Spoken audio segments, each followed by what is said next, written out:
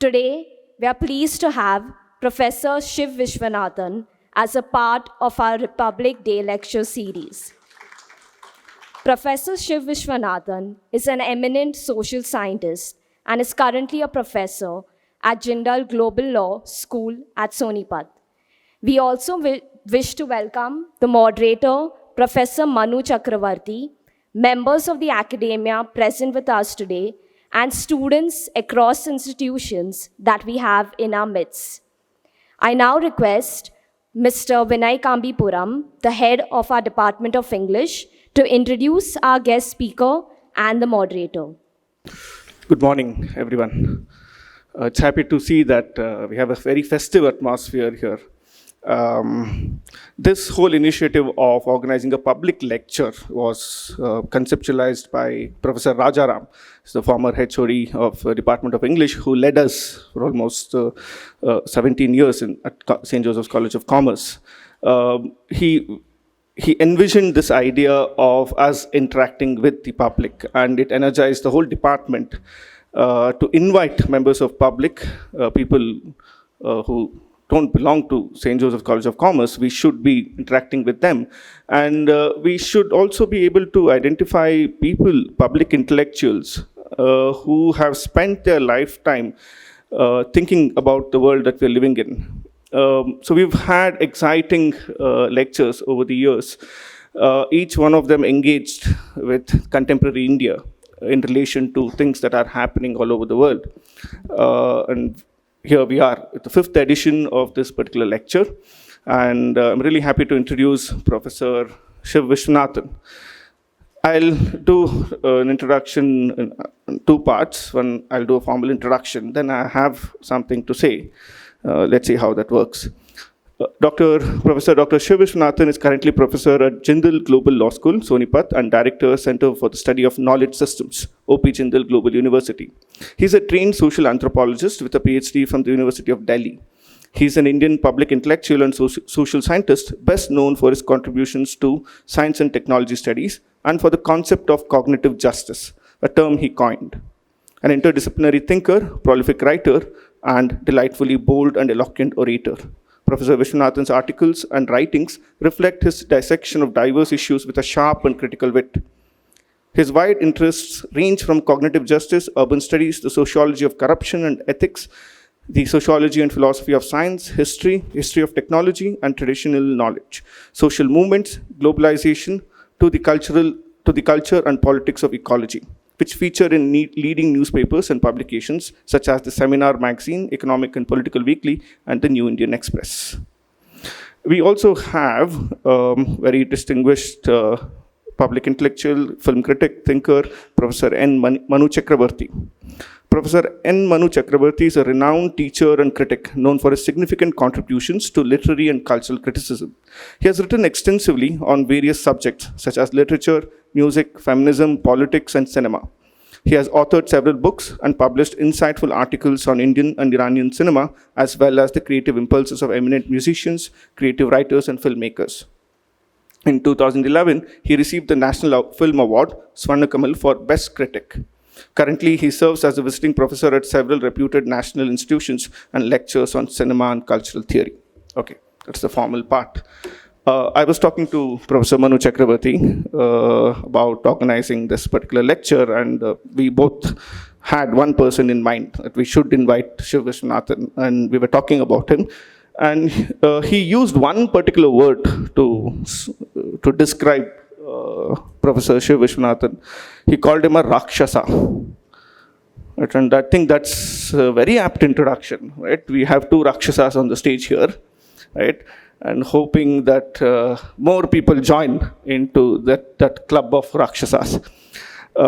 He is, I've been reading him for a long time. I think he is a person who is attempting to preserve an idea, preserve a certain kind of hope, preserve a certain kind of ambition.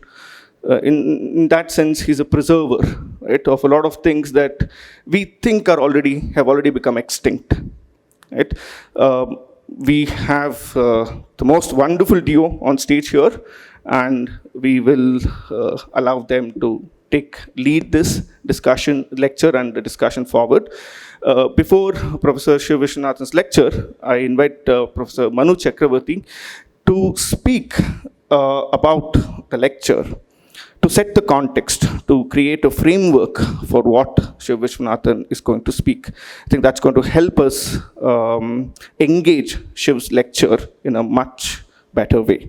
I now invite Professor N. Manu Chakravarti to set the context for this lecture. Thank you, sir. Very good morning. You have a Rakshasa who is scared, full of trepidation, as always, bordering on having panic attacks. And that's also what Shiv does to me, has been doing so for the past 36 years. First met him in 87 at ISEC, the Institute of Socioeconomic Change, where he spoke on a remarkable person, a biologist, a town planner, a person who dealt with the aesthetics and ethics of city building, Patrick Geddes. Now, in 87, I saw the greats, so-called greats of sociology, of the social sciences, including M.N. Srinivas. This wild, eccentric maverick, speaking on another eccentric maverick, Patrick Geddes, shocked M.N. Srinivas with his very unconventional formulations. Now, it was as if for M.N. Srinivas, one of the biggest names, that the calm ship sailing again more calmly on the high seas had capsized. So there was some kind of a subversion of mainstream structured social sciences.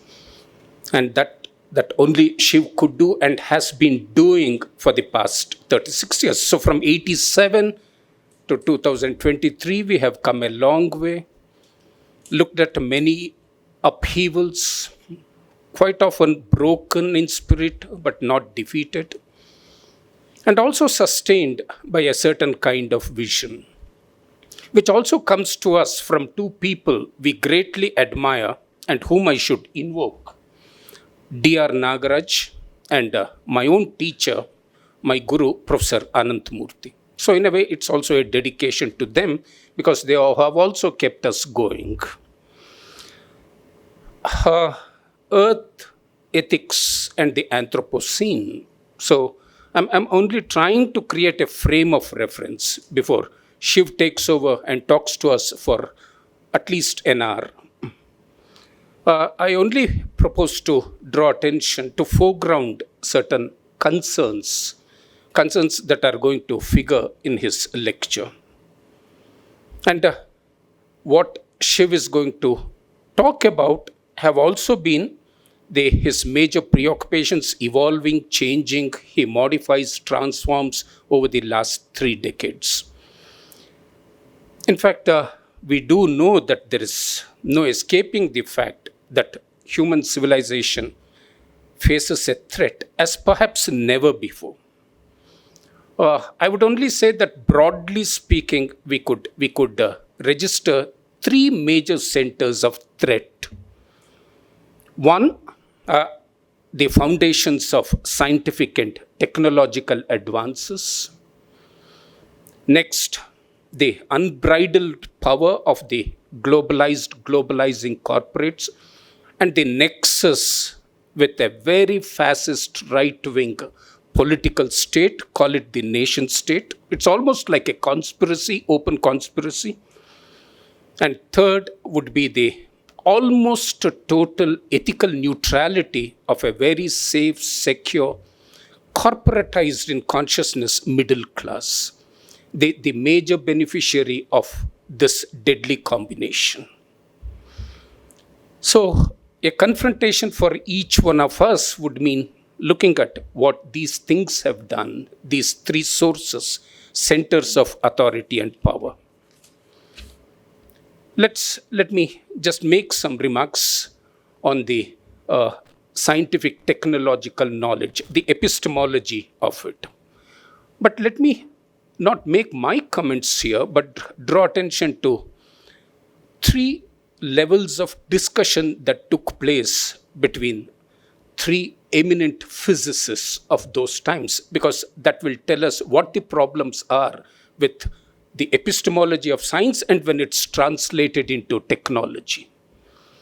The first was the encounter two eminent physicists, Werner Heisenberg and Enrico Fermi. This took place just before the first hydrogen bomb was to be tested in the Pacific. All these need no comments, no commentaries, but I will just mention these encounters and they are self-revealing. Now, Werner Heisenberg argued that it was a catastrophe to test it in the Pacific, catastrophe biologically, environmentally, and politically, and it shouldn't be done. So there was a certain ethical principle behind Heisenberg's position, the stand that he took.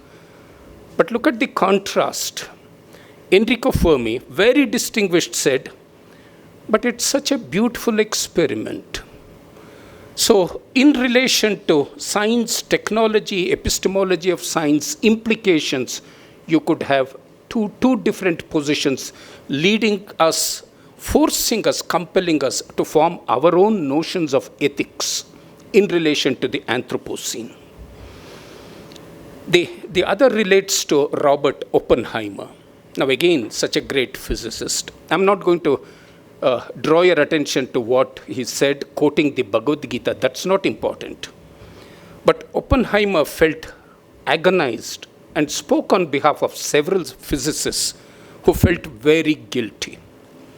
So reflecting on this inhumanity, now Oppenheimer remarked, the only line I'm going to quote, the physicists have known sin, and this is a knowledge they cannot lose, unquote. This is the problem with technology as these physicists recognized, converted into aesthetics by Fermi. So I think I will conclude this part by drawing attention to, this is very important for us today in the context of Shiv's lecture, what Martin Heidegger said in an essay, The Question Concerning Technology, that there was indeed a kind of technology in the past. Technology as revelation. Technology as poetic revelation because it revealed the world. But he says we are all trapped in a kind of technology, a technology which does not have logos, knowledge, a kind of technology that traps nature, enframes nature, and overwhelms us, overpowers us. And of course, now I think we need to turn to this nexus between the corporates and the nation state, the states all over, the ruling political states. This is something very sophisticated because these operate with a single kind of language, a monolithic language, and the mantras constantly repeated are, it's like a mantric chant, development, progress, growth.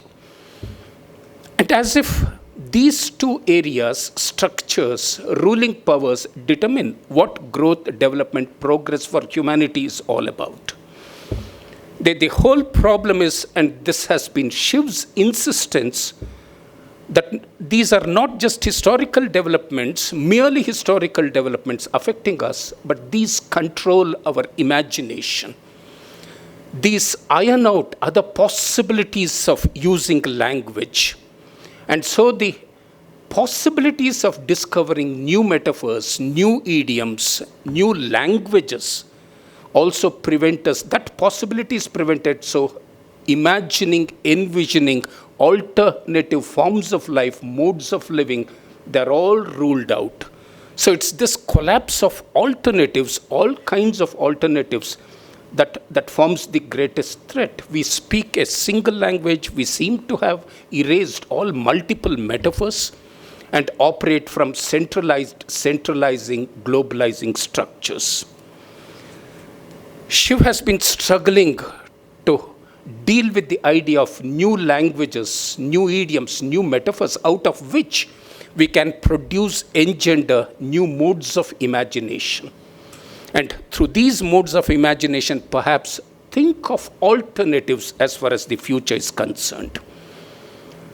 I wish to end by saying that Shiv is in the great tradition of two outstanding thinkers, visionaries that shaped us, almost forgotten, but time to remember them. And it's time we clearly remembered these. One, Ivan Illich, number of his books.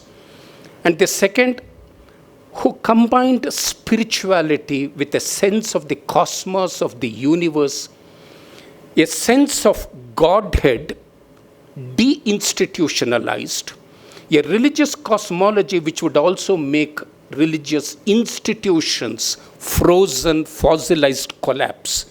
And that's Raymond Panikkar. I draw heavily from his book, The Cosmotheandric Experience, and several works of Ivan Illich. And therefore, at one stage, Raymond Panikkar says, secularity of the sacred secularity.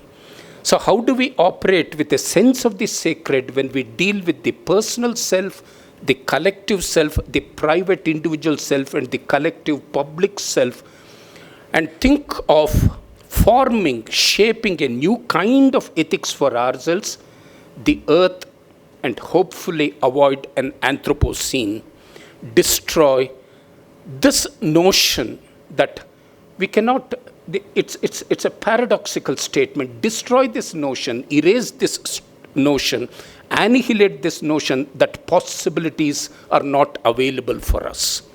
So when you demolish a certain kind of hegemonizing structure, you also begin to look at new possibilities, resources of hope, and turn to new forms of ethics, new forms of saving the world from destruction, the Anthropocene. So this is the integration of the private self with the collective self. And Shiv is going to deal with the ethics of this. Thank you. Shiv, all yours. Thank you, Manu. Professor Manu Chakravarti is so respectable that he brings out the misbehavioral in me. I feel like someone who behaves like a kunji after the original has been spoken. He reverses roles.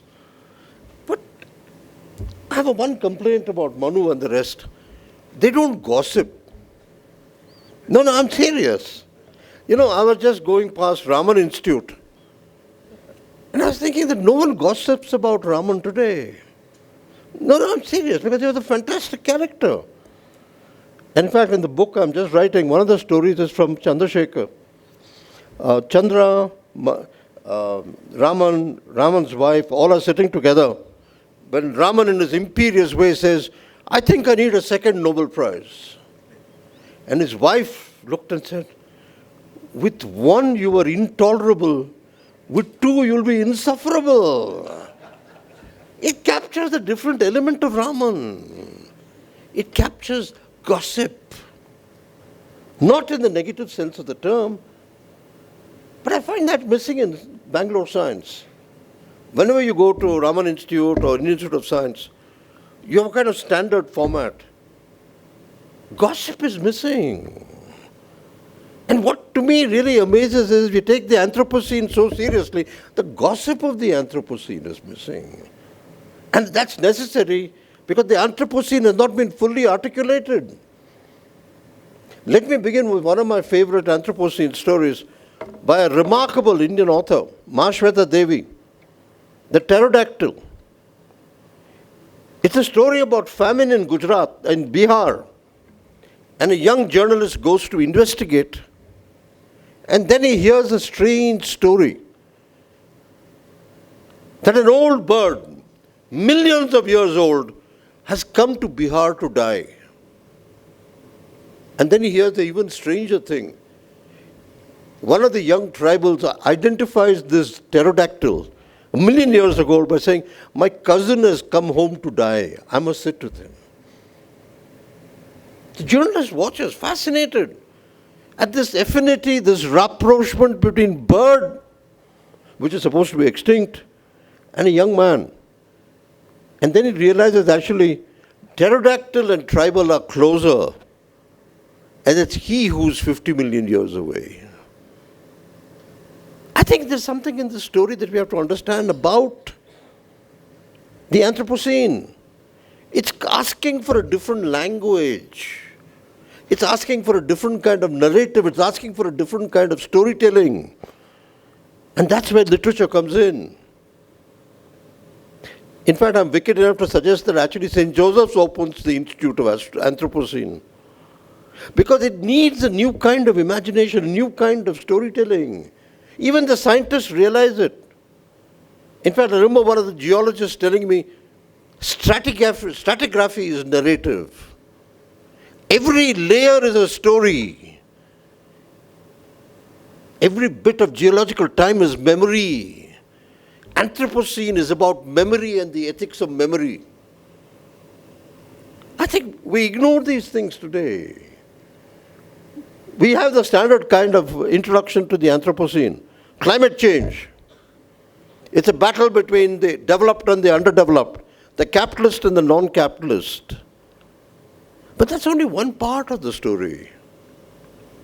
In fact, it reminds me of the Indian national movement, where in fact Gandhi is supposed to say, the real goal of the Indian national movement is to rescue the British.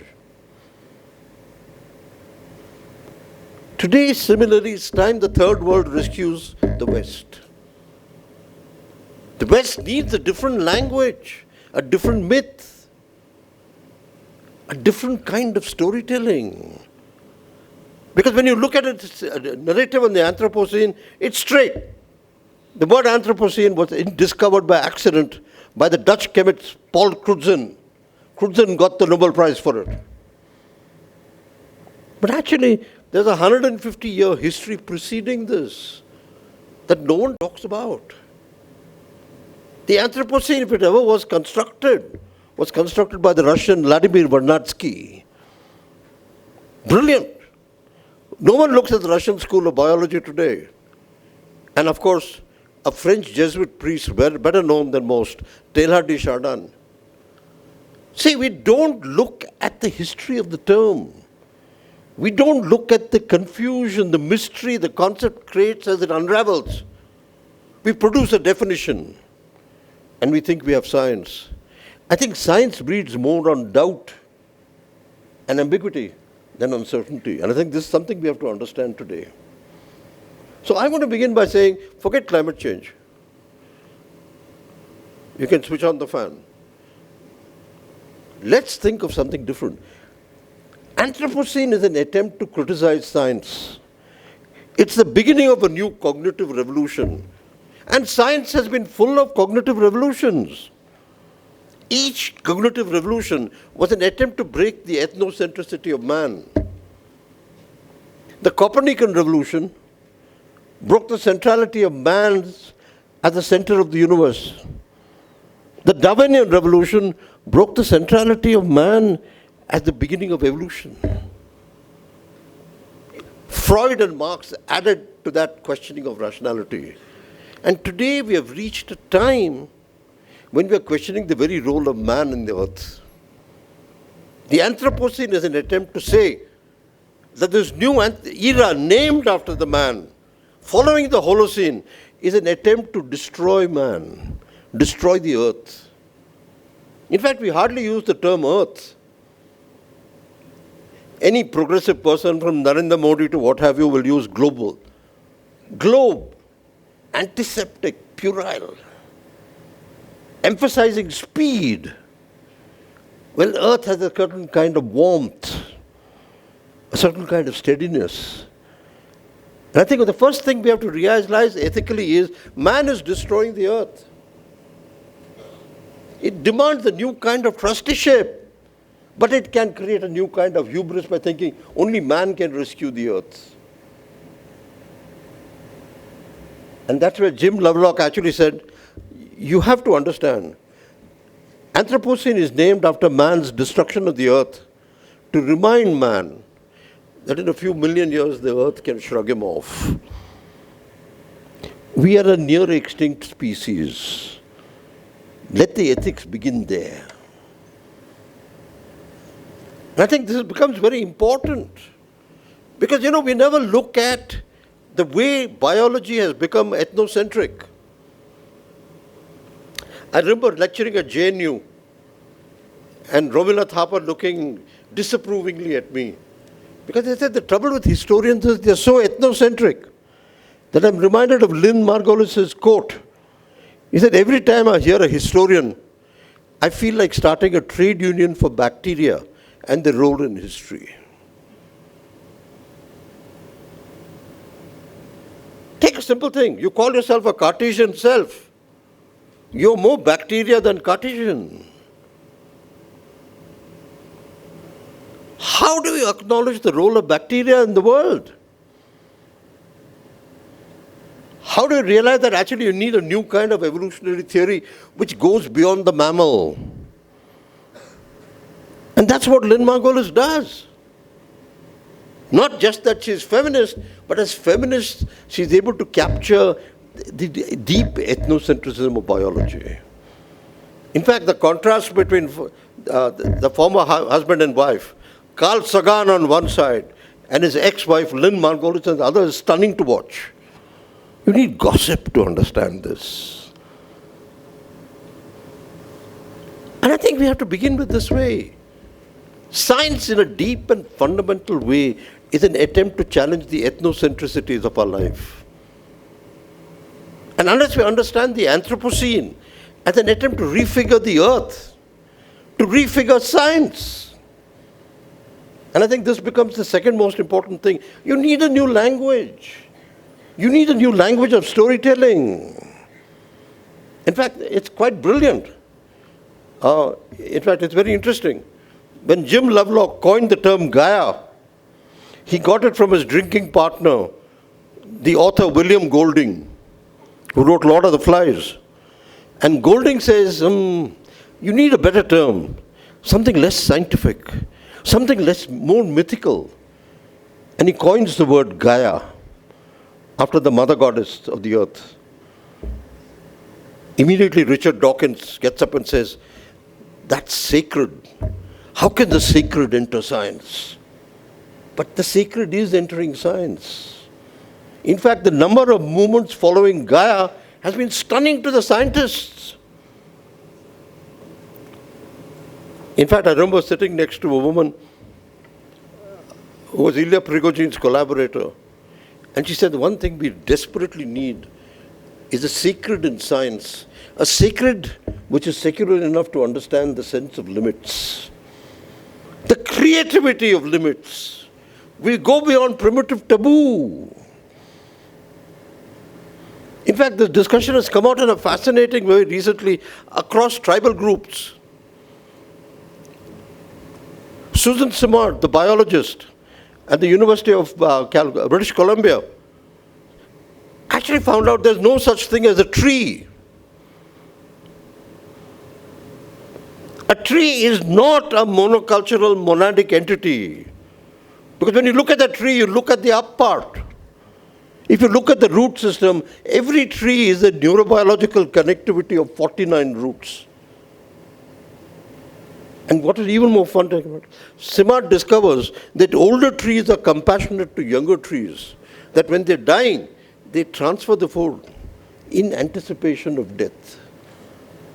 A tree becomes a different entity. You can't understand a tree monoculturally. Because the tree is a neurobiological connectivity of a different order. And it's the same with the Anthropocene. Standard monadic analytical frameworks of science don't do. You need a different kind of connectivity. You need a different kind of myth. You need a different kind of storytelling. You need a different kind of science. And that's what worries me about Indian science. Where are the eccentrics? Don't worry, they're quite used to my bad behavior. Where we don't have scientists now leading the battle of the Anthropocene.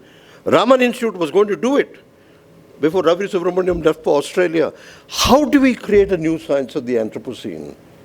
Not as a kind of stable, durable, clerical, Kunji-like science. but as a dream of a different world, as a dream of an ethical science. I think here's where literature comes in. You need a new imagination. What painting did to quantum physics, between surrealism and quantum physics, literature has to do for the Anthropocene. You need a different kind of language, a different kind of metaphor, a different kind of storytelling. And don't forget, it's scientists who now like metaphors, celebrate metaphors. You look at any philosophy of science, from David Bohm to what have you, it's a search for new metaphors of understanding. The Anthropocene needs new creation myths. The standard textbook paradigm flung at Indian science students is not only boring, it's false. Second, it has to be a democratic issue. Let me propose something. We need a new kind of knowledge panchayat. Hundreds of ordinary people get together and debate science. Use words like epistemology. I remember when I was lecturing at Harvard, one of the World Bank people got up and said, "How can you use the word epistemology? The World Bank president cannot understand it." I said, "Precisely. You need new kinds of philosophical understanding. And ordinary people provide it. Through folklore, through cosmology, through storytelling, through encounters with science. And we need this desperately today." You know, I was just imagining, just in a daydream style, St. Joseph announces the network for the Anthropocene, starts a new kind of storytelling, a new kind of Harikatha on the Anthropocene. You need it, because science is parched of storytelling. And as a historian of science, I can tell you, nothing makes science more fascinating than storytelling. You need new myths. And that's where someone like Ramunda Panikar comes in. He showed, Ramunda Panikar, people forget, was a chemist. He was also Heidegger's research assistant, the other thing people forget. But he gave you a different way of perceiving science. And India needs it desperately today. I mean, look at the contrast. I mean, I remember talking to K.S. Krishnan, the physicist. I remember as a kid, he had come home, and my sister was about 6. In a terrific Kanjivaram Pavada, she sat on his lap, and Krishnan wickedly said, "Which color is this?" She said, "Red, convent school style." He said, "Convent school red never understood color. Shahpur captures the dreams of color that the English word red cannot." Here is a man who had a different sense of texture. I remember when NPL was being built, someone was destroying a tree. He ran from a Studebaker car and said, "Why are you doing that?" The architect says, "Oh, we're cutting one tree because it's asymmetrical." And Krishnan says, "You can create symmetry by planting another tree." Something life-giving. Something which in its source is a different kind of myth. And I think this is what we are missing today. The Gaia hypothesis has caught on. Why not in India?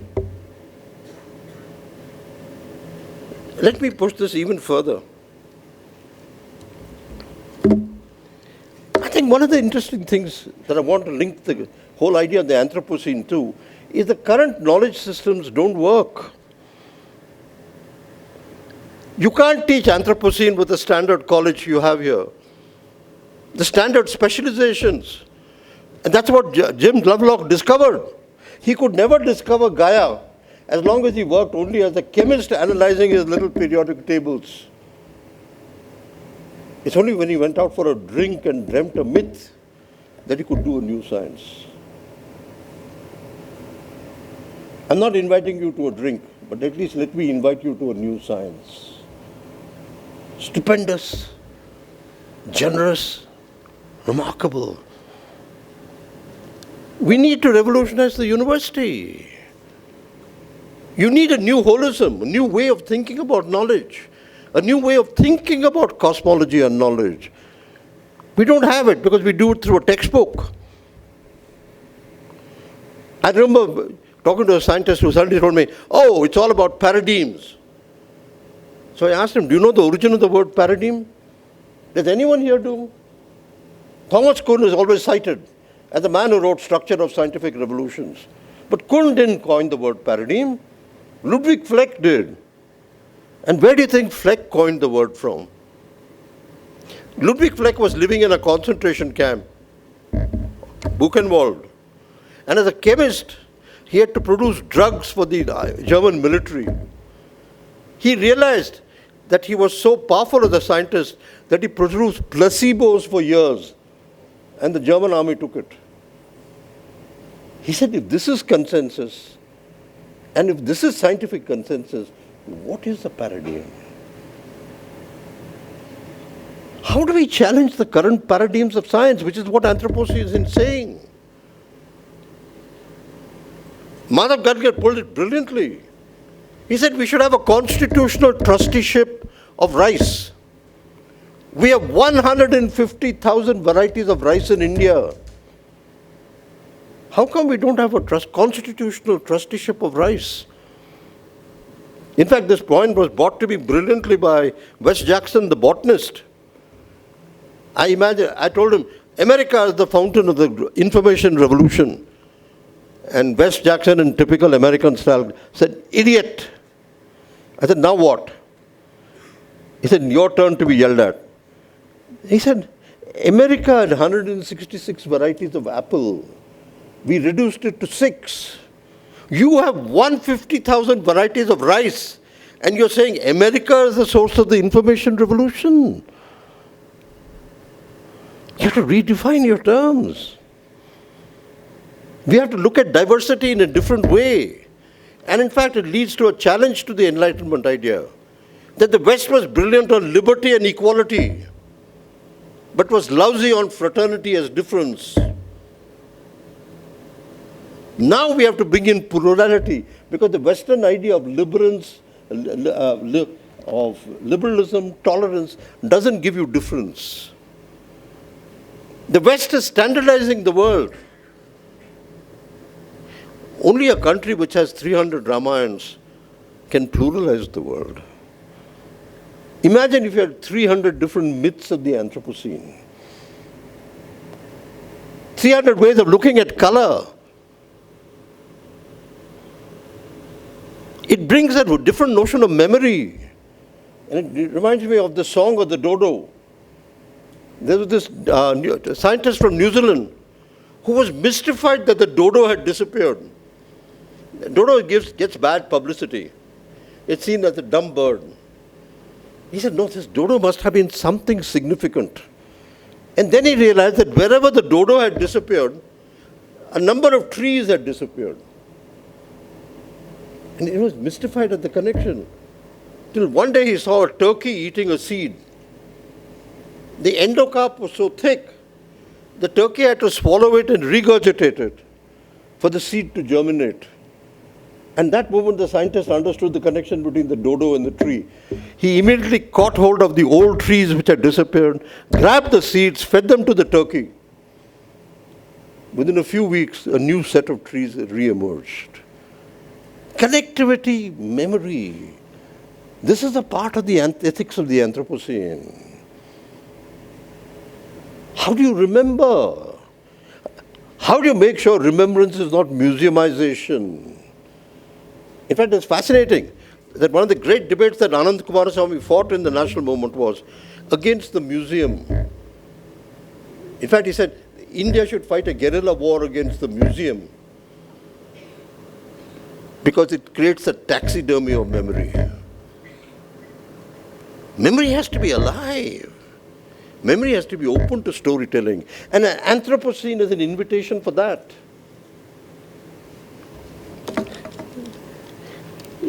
Actually, it also brings about very interesting challenges. Once you have the Anthropocene, you can't function in linear time. You need cosmic time, you need cyclical time.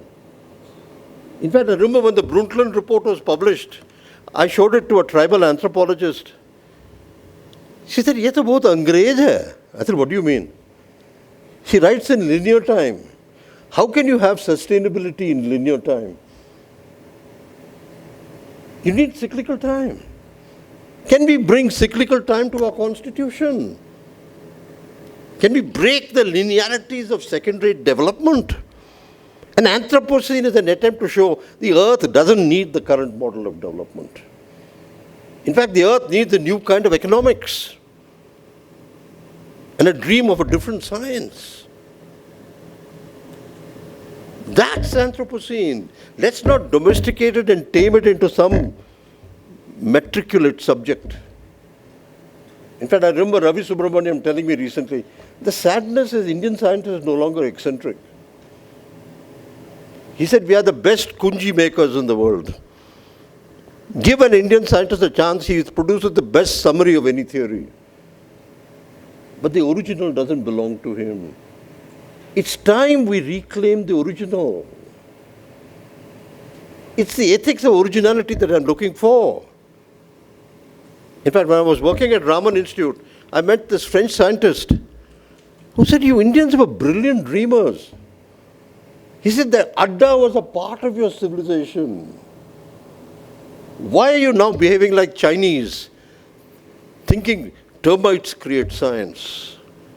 Ravi Subramanian, in fact, showed me an article, one article, which had 4,000 co-authors. Are we looking for a juggernaut? Are we looking for a new kind of playfulness? Anthropocene raises questions of this order. I mean, let me put it bluntly. If you believe in the Anthropocene, the first document you should throw out is the Kasturi Rangan report. Well-behaved but illiterate Foucault. You need to dream a new knowledge system like Patrick Geddes did. Or people forget the most fascinating experiments in knowledge took place in India between Patrick Geddes, J.C. Bose and Tagore. Not Shantiniketan. The other Shantiniketan, which is a dream of a different science. The documents are there. Any of you are interested, I can send it to you. Tagore and Geddes dreamt a different science, a different biology. It anticipates the Anthropocene. I don't think ethics is just good behavior. It's adventurous behavior, which seeks new forms of existential risk. And that's what Anthropocene is about.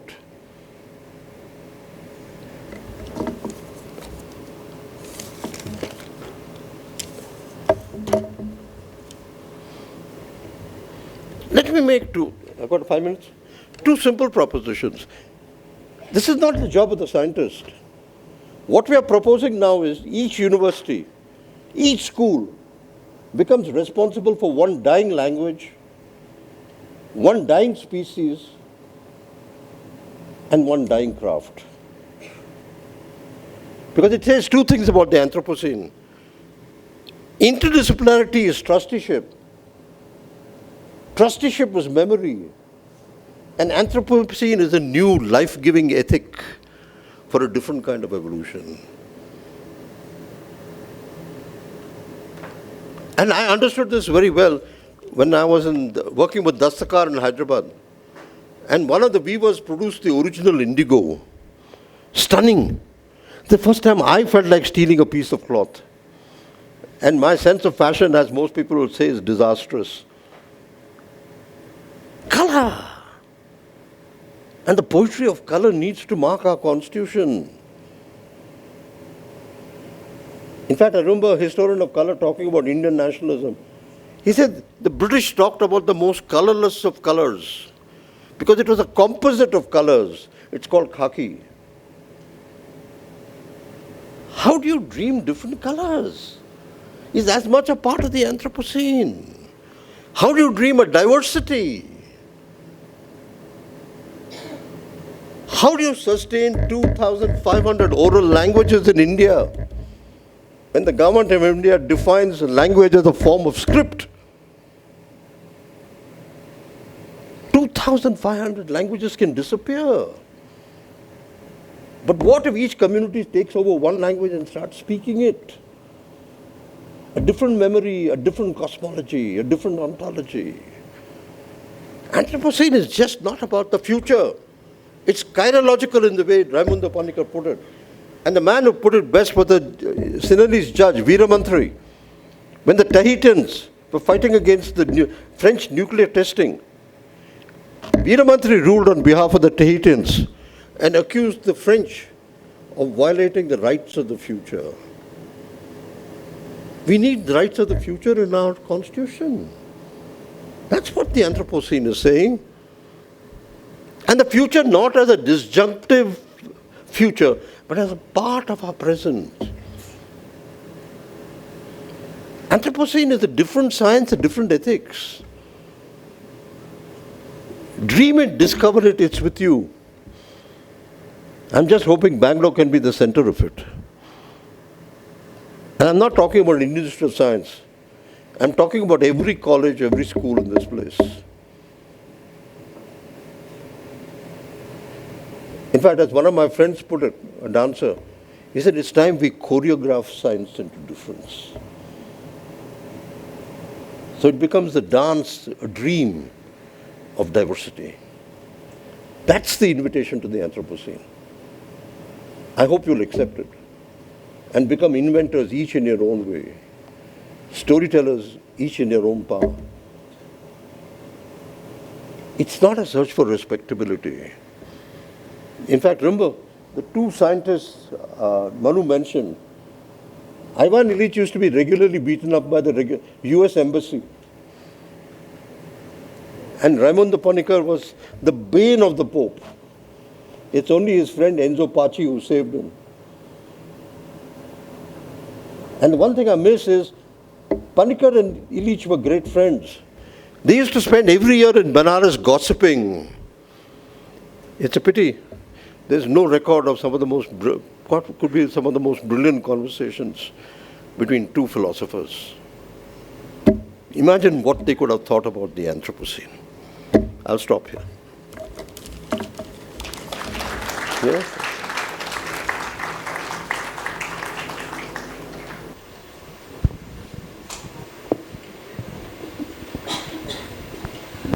Hello, sir. I'm Shashi Mohan. My question is, even the best of the best minds who shaped the 17th century, 18th century socio-political economic philosophies, right, be it starting from Rousseau, they failed to recognize among the affairs of the human man, nature or the planet also essential. Like you, the stakeholder, why did it happen? Of course, angels say that from nature in a very detailed fashion, but why did this happen? See, one, science grew from Judeo-Christian cosmology, where nature was always a resource or a commodity. I think one has the idea that a lot of science grew from cosmology. Christian cosmology. In fact, you'll find it's interesting debate going on in Nagaland between tribal religion and Christian religion, where the Nagas tell the Christians, you have destroyed our nature. So nature is now coming back. So whether you look at Prigozhin or you look at Jim Lovelock, they try to bring back a different notion of nature. Cartesian philosophy had no place for nature. But after all, that whole paradigm of Western science was based on the corpse. What do you expect? The corpse was the model for all the mechanical revolution. You had to get rid of a certain notion of death to bring back a certain notion of life. And you're right. Contemporary Enlightenment paradigm of philosophy had little place for nature or life. And I think that's still continuing in many ways. Because after all, even if you use a simple word like body count, you show a certain contempt for death and nature. I think we still have to work at it. And I think that's one of the linguistic revolutions taking place. What's the new language for nature? Okay.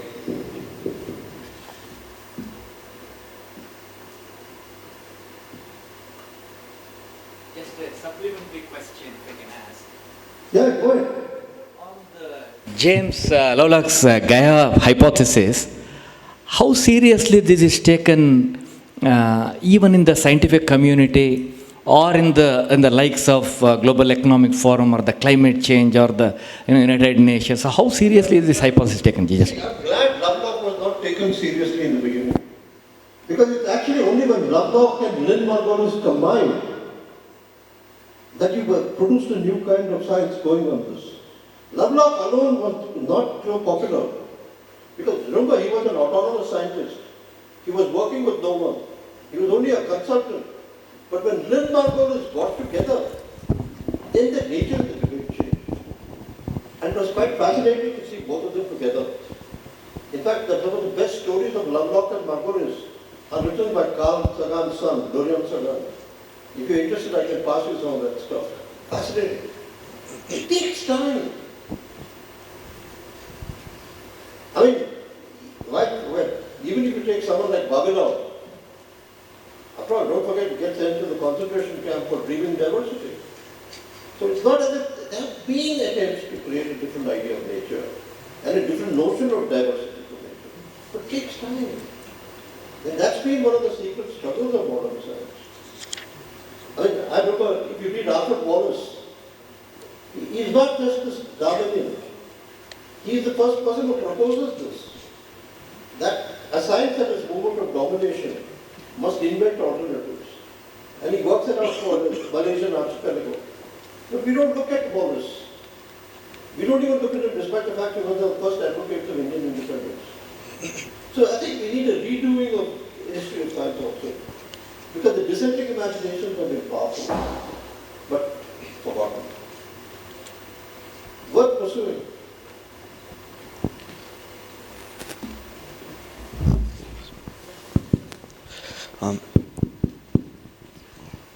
Sir, you said that ethics is not just good behavior, it is adventurous behavior. Could you please explain the adventurous behavior part? See, I think it was put to me very well by a professor of mine, Ashish Nandi. He said, don't get me near good people are boring. I think it can't just be etiquette or good manners. It has to be adventurous and challenging. I mean, I was looking at the people who resisted the concentration camp. Quite fascinating. Revolutionary leftists, theosophists, and Seventh-day Adventists. They put together an impossible combination of fundamentalists and scholars. But they could produce a resistance. And that becomes fascinating. Because mere goodness is not enough.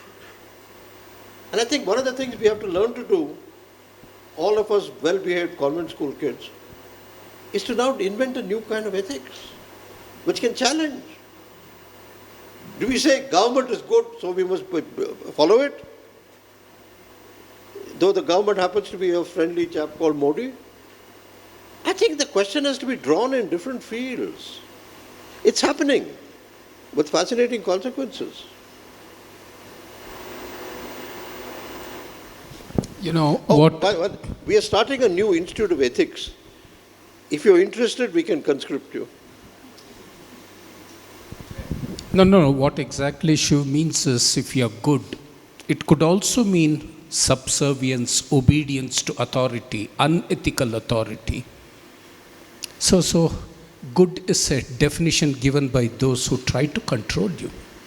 And therefore what he is trying to say is that you need to protest, resist, violate, transgress if you want to shape new ethics. That's what he means when he uses the word good.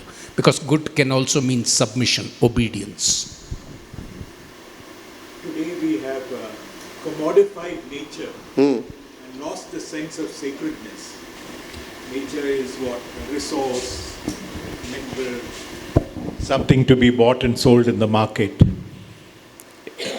Do you have any insights into, recapturing this sense of the sacred? In fact, there's a fantastic debate going on in the Indigenista movement in Brazil by a Brazilian shaman, Davo Papanova. If you're interested, I'll send you the text, where he turns around and tells, you Westerners, you never understood the cosmology of a forest. You thought it was so many bits of paper and wood. You have to dream forest to understand forest. And he's become one of the major leaders of the indigenous. It's a powerful debate going on among the indigenista groups. How do you look at a forest? The same debate is taking place in Canada, where biologists are discovering that the folk Indian mythology is more consistent with the new biology of the sacred than the past idea. So there are things emerging. But you're right, to a certain extent, we have commodified not just nature, but life in general. I mean, if you can have a body count of deaths, trees are not that much of a problem, are they? These are some of the things we're fighting. It needs both an aesthetic and an ethic, and an understanding that good science can be both.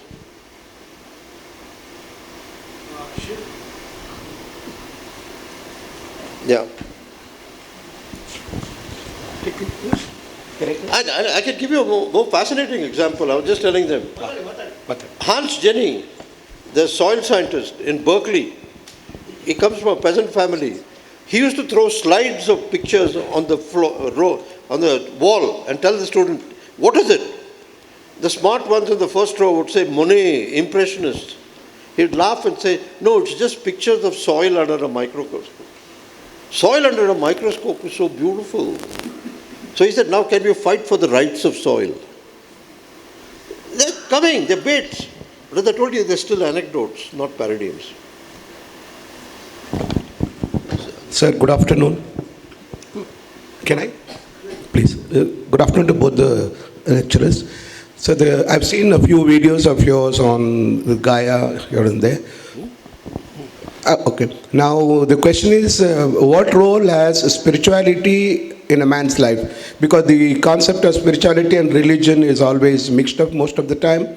And when you say we have to challenge and be adventurous, it cannot afford to be misinterpreted, where the violation, as Sir says, can happen on the other living beings. And the alien part, if you can describe the cultural base, the alien culture coming into the earth and how grounded the research has been on. Thank you, sir. Spirituality, religion. Yeah, I think there's a new kinds of debates coming in spirituality and religion. Even take the new kind of science fiction. You take someone like Ursula Le Guin, Alfred Krobo's daughter, actually. There's a new kind of thinking, a new kind of language emerging. You can see it in the work of Raimundo Panico, who was a scientist. Marginal, but if he now starts spreading this, you start getting a different way of looking at things. The possibilities are immense. Well, the alien doesn't have to be from space. The alien can be your neighbor, the way we treat most of them. So there's a way of working this. And I think partly anthropology is an attempt to break some of these sensitivities today, because it has been quite racist in its own genealogy. So I think there are possibilities. Gita interpretation, when I recall correctly, you have interpreted as the Krishna and other Shiva, these are people from outer space and have come here with their own cultural base and then transferred it here to people, and that's how the pyramids and so many other cultures. So that's one way. See, a society that could produce 300 Ramayans and 70 Mahabharats, the West is just another story. I think you got to have that confidence. I think A.K. Ramanujan once put it with Anant Murthy, that we don't need a center-periphery model. We can domesticate them. And in fact, I think there's a lot of the domestication of the West taking place. Interesting, not to... In fact, I remember a story of Niraj Singh Chaudhary. At 55, he goes to England at last. He gets down from the taxi, very disappointed. He said, you English don't speak English anymore. We do. So sometimes we are the ones who keep traditions alive. I mean, I remember going for a walk in Calcutta, and suddenly the old man next to me saying, "The child is the father of the man." He expected you to know the poem. I won't see it in a park in England. No, Raghu. Raghu has been wanting to ask the question. After that, Sridhar. You see, when you speak of the West, are you speaking of the post-Cartesian West, the West of the past 300 or 400 years? Or are you speaking of some eternal West, because when you equate science, Western science with the Judeo-Christian worldview, so are we speaking of that worldview which is, eternally tied up with the worldview of science, or is it something else? No, I think there are several Wests we are talking about. We are also speaking about the defeated West. Because I think there were a lot of Western theories which are defeated by the dominant theory. So one has to look at it. And that's why I think the Indian interest in the Theosophist movement got so interesting. Because we looked at new dreams of childhood. I mean, how many people remember that nationalism in India was actually a dream of childhood, not the state? You look at Maria Montessori, you look at Geddes, you look at Gandhi, look at Jiddu. Yeah, but wait, the second thing. I just want to clarify the question. Was the West different 1,000 years ago than it has been in the past 500 years? I think it was plural. I think for me the best example is the fact that Western science would not exist without Arab translations. That's the plurality which no one thinks about. That after the defeat of the Spanish, it's Arab translations of Greece which then revived Western science. I mean, that's the kind of pluralism that I'm hoping for. And I think the possibility is coming. And not so much in the standard university, but I think in small places, almost like monasteries, dreaming today of a different future. In fact, I was quite impressed that when Johann Galtung and Robert Jung spoke, they said the first object we should teach children is futures. Imagine a different world. Create new imaginaries for that world. You don't have to reify or ossify the West any more than you do it to the East. There are possibilities there. And I think some of them are quite fascinating. I wish we had more access to some of them. Raghu, you do know that Joseph Needham, Martin Bernal, they all tried that, especially turning to Chinese civilizations, other civilizations. So even in the construction of a certain kind of history of science, there have been remarkable scholars who have gone beyond the so-called monolithic West. Sridhar? So I'm Sridhar, and thanks for the very illuminating account of Anthropocene from various perspectives. In fact, I had one question in mind, but when I listened to your response to one of the questions here, which talked about the indigenous scholars, talking about a different way of looking at the forest and something about the folk tales that can illuminate new knowledge. So in this background, we now are in a position in India, not position, but in a state of things where we hear a lot about the Indic civilization, which seem to have a lot of what we have lost today. So the real purpose of decolonization today is to go back and recover those things. Now, I see that what you are talking about is not what they are talking about. But it is possible that when these people talk about the Hindutva, or they talk about recovering this great Indic civilization, that they may even appropriate the kind of things that you are referring to. Now, is there a way in which we make this distinction so that we will know that when there is an appropriation happening? That's my first question. Shall I ask the second right away, or after you respond? No, you go ahead, either way. Okay. My second question, that was my primary question. See, the Anthropocene and all the various ways in which we can look at Anthropocene. One of them is the closest, the most, I think, important is the way in which eco-socialists talk about today of Anthropocene as closely related to what Marx called the metabolic lift. So, when we see that the Anthropocene is a result of this metabolic lift,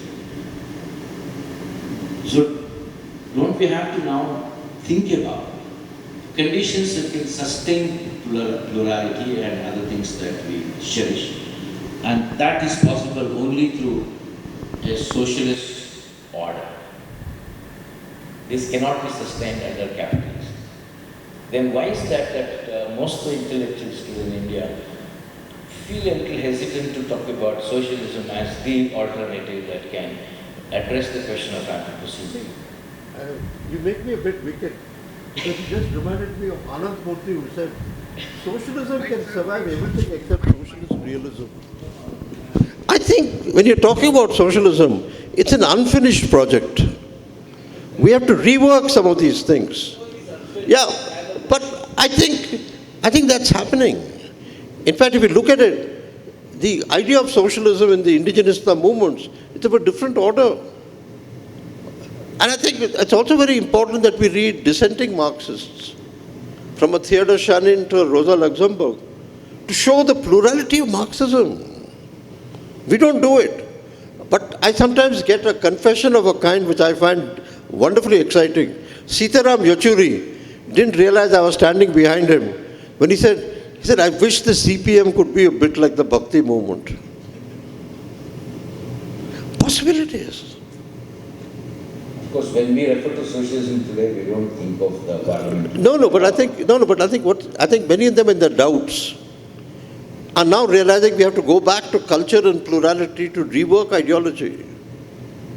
They're tentative, they're tenuous, they still are ideological in an official sense, but the backstage is different. And I think that's happening more and more.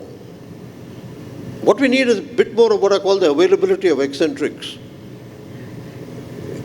who can then push possibilities people are neglectful or skeptical of. But don't you think the future is actually connected to the kind of socialism that Marx you're thinking of alternative futures. See, I used to work with a lot of futures groups in Eastern Europe because my office suddenly discovered that futures was the dissenting ground for almost all alternative socialists. Fascinating groups. We have dropped them today. But I think some of them are some of the most interesting teachers we had. I mean, Andrei Sakharov is not just anti-nuclear. I think we need to revive and seed more dissenting intellectuals. I mean, just give yourself an imagination. Repopulate the Constituent Assembly with a new set of characters. What kind of a constitution would you get?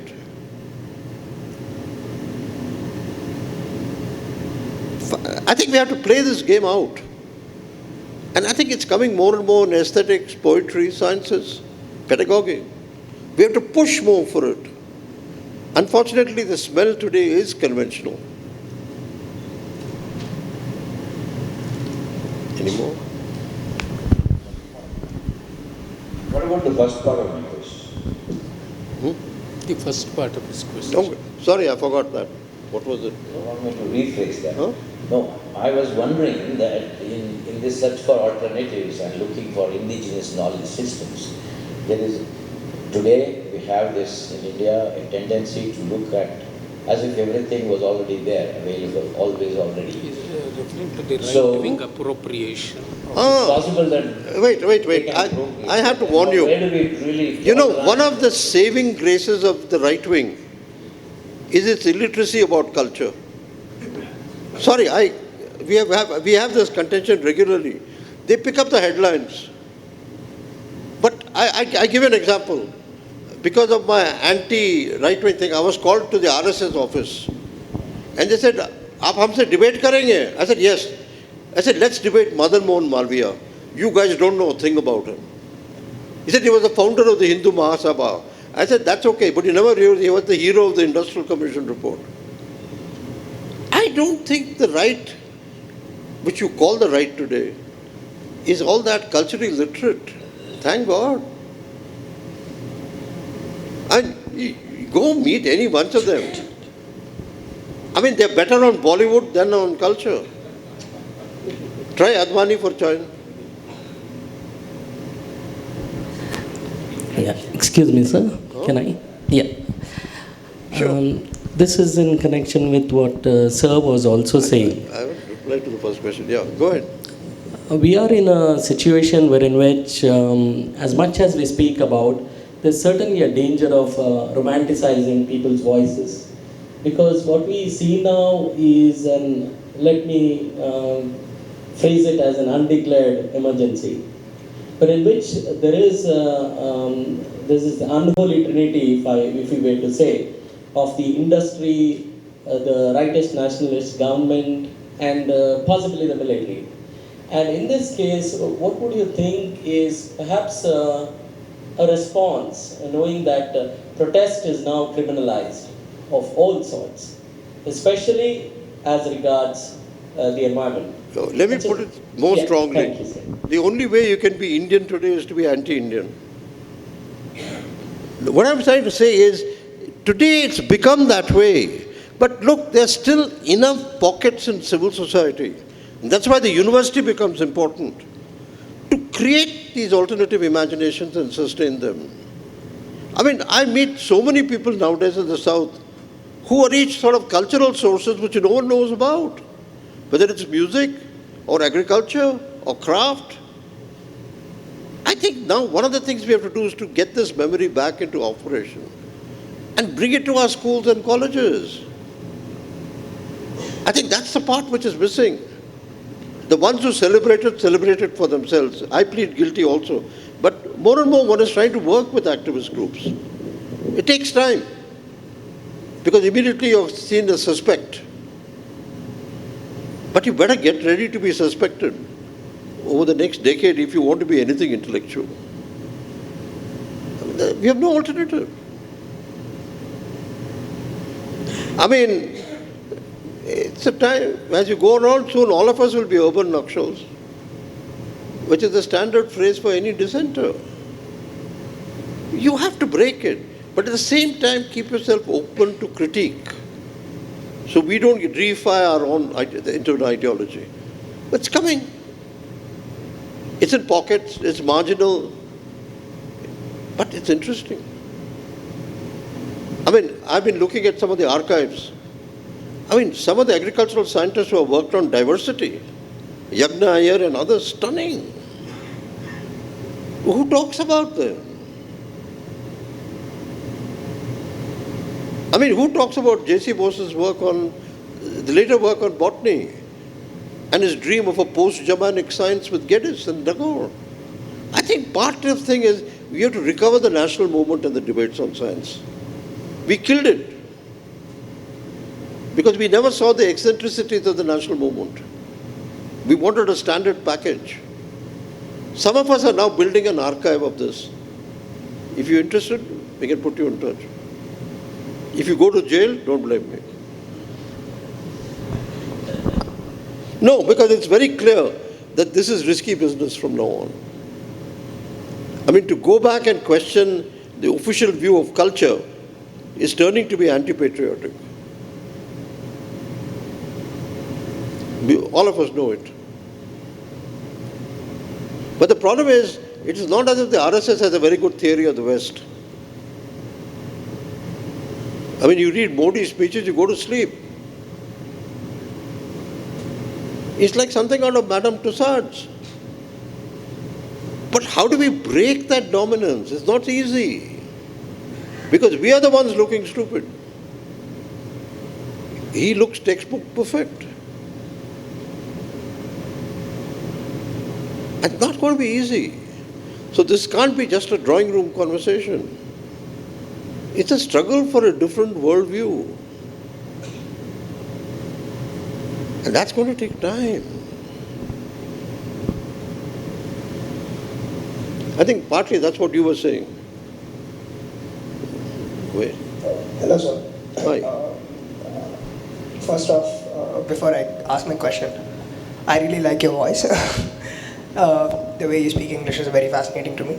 And the second thing is, it's something related to his question. While you also mentioned the fact that the right wing's existence is kind of reliant on the fact that they don't know anything about culture. I also believe that a good chunk of the public is also existing because of that. They don't know anything about anything. We've been like you had mentioned, sir. We know more about Bollywood than we know about anything else. And in such an ignorant society where we have godmen who can just take away complete ecosystems for building a statue of a Shiva, how do you think that us as pockets of these resistant conversations can change or rebuild the system? You got it? No. He says when God-men, others are taking over, not just the right wing being illiterate, but the general public, middle class itself being illiterate. Oh, wait. I think you got to be a bit careful here. Godmen do try. Sri Ravi Shankar has tried mediating in Kashmir and not disaster. I think it was more what Sriram Panchu did than what Ravi Shankar did. But I think you got to understand that actually the reach doesn't go far. You read a debate between Jiddu Krishnamurti and David Bohm, and then you read something by Sadhguru, you know the difference. Sorry. Sadhguru is a talented man. I mean, he has a helicopter license, which I envy. But I think we got to be sure that when you're looking at originals, let's look at classics. Let's look at quality. And let's be determined not to be spread away by this.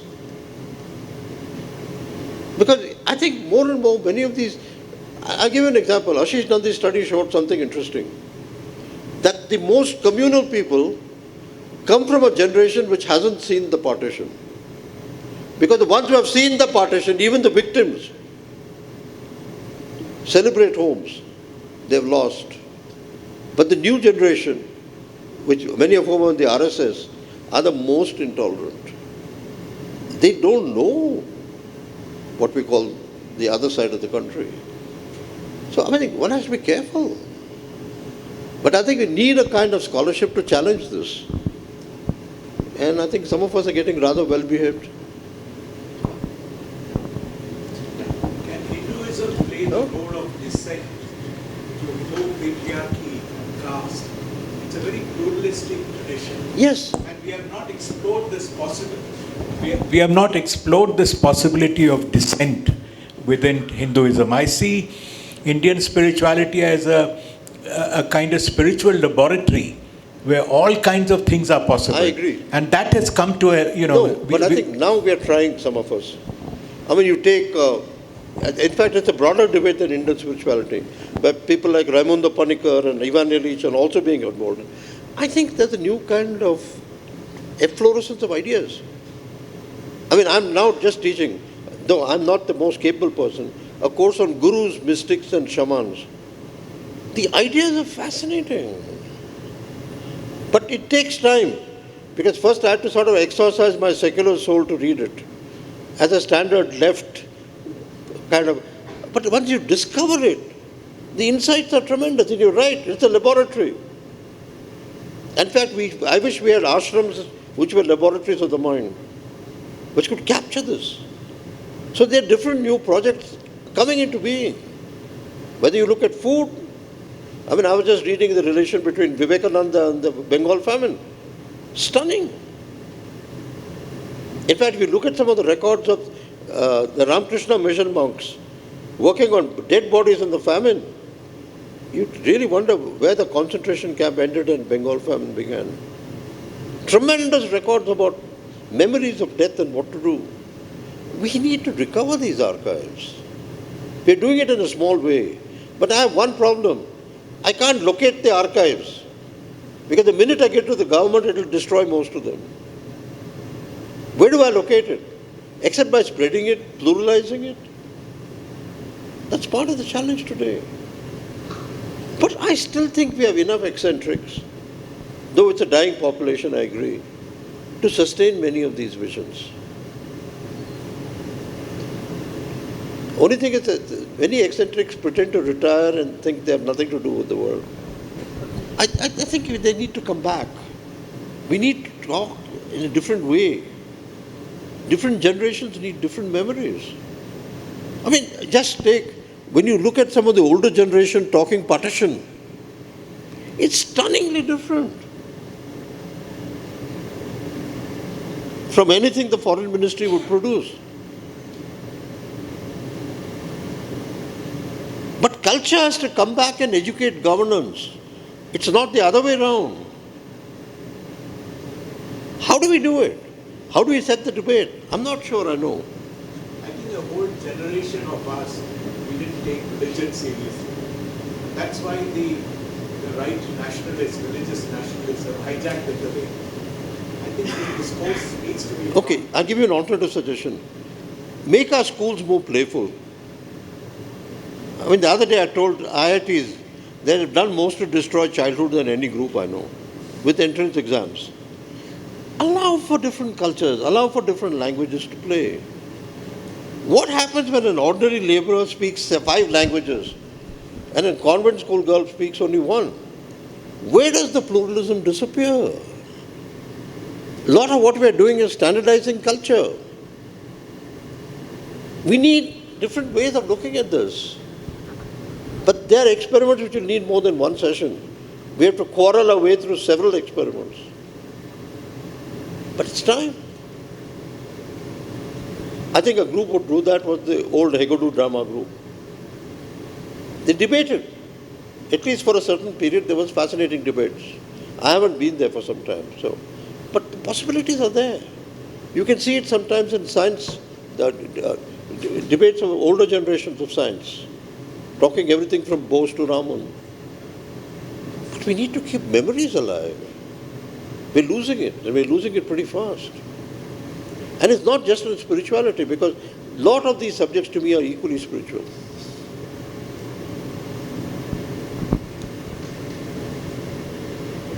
Good morning. So I'm Pushpa Ramana, one of the parents. Hi. Hello. I'm not from the background which understands what you're telling actually. I'm a HR basically. However, I found some of the things that you found the background you are talking about. Interesting. So the thing is like, as a common man, I had to look up at least 2 words after you completed each sentence. I was not able to understand most of the things. I was in fact telling my husband that everything is like, I'm not able to understand much. Probably we have to record and go back, listen to what he's telling again and again, and then try to find the meaning. Like, you almost seem to be the Shashi Tharoor today. So, as a common man... He'll be very upset. Okay. So, when you were talking about Anthropocene, like somebody like me, this is a very new word. So I looked up what it meant.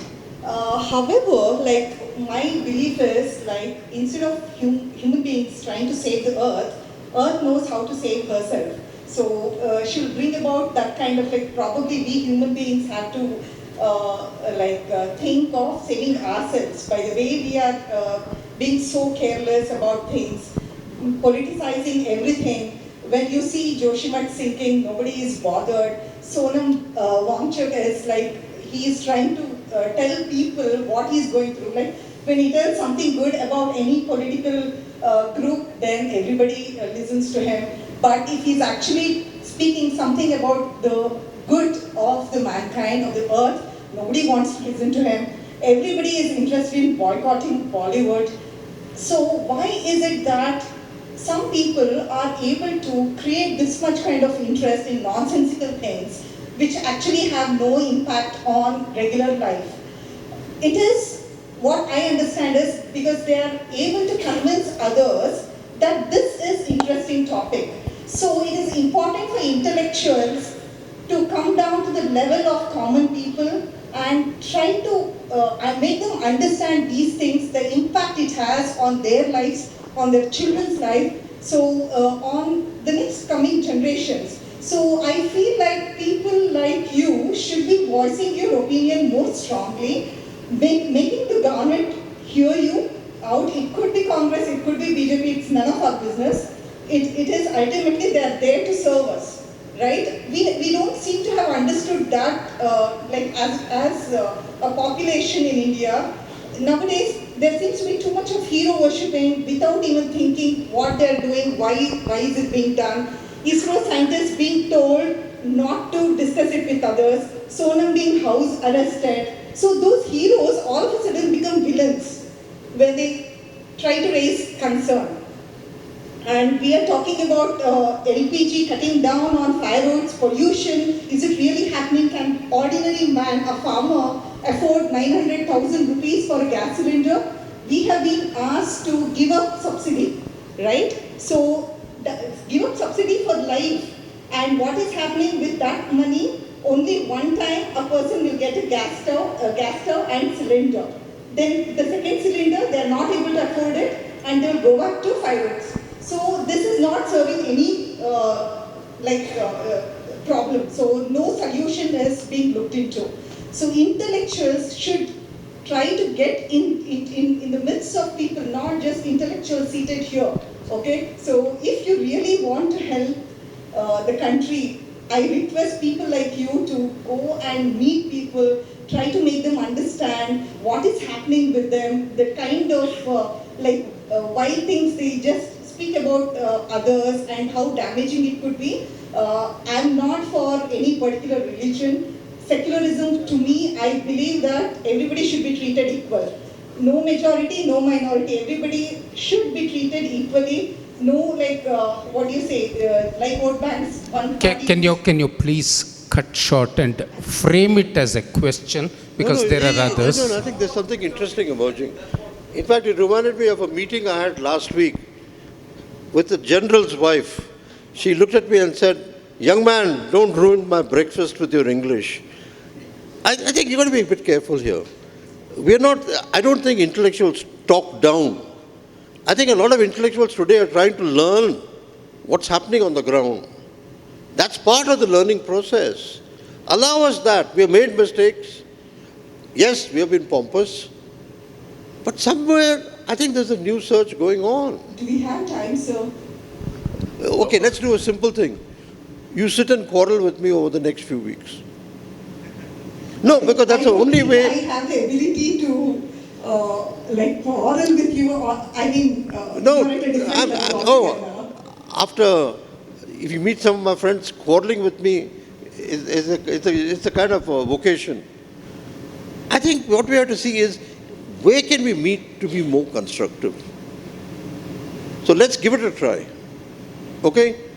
The only point Shiv is trying to make is not that we are up there, don't put us on pedestals and say, look down and come down and teach us. One, that's never done. Many things have to be learned from communities, collectives. Second is a very serious problem, and you must think about it. Where are the spaces for people to talk? Where are the spaces available? So is there a society you are visualizing, you are envisioning a society where there are spaces where people can go, talk, people will come? Now, do these things really exist? So I think it's not even a question, but a statement we need to consider as to how we can open up spaces where there can be public debate, discussion, understanding, and mutual learning, common learning. Yes. No, there's first before that, please. And after that, Raghu. You showed a certain kind of optimism in a space like this, and especially with young people around. And if I got you right, I thought you said that the way the world is today, the way our country is today, there seems to be a kind of a state and a corporation nexus.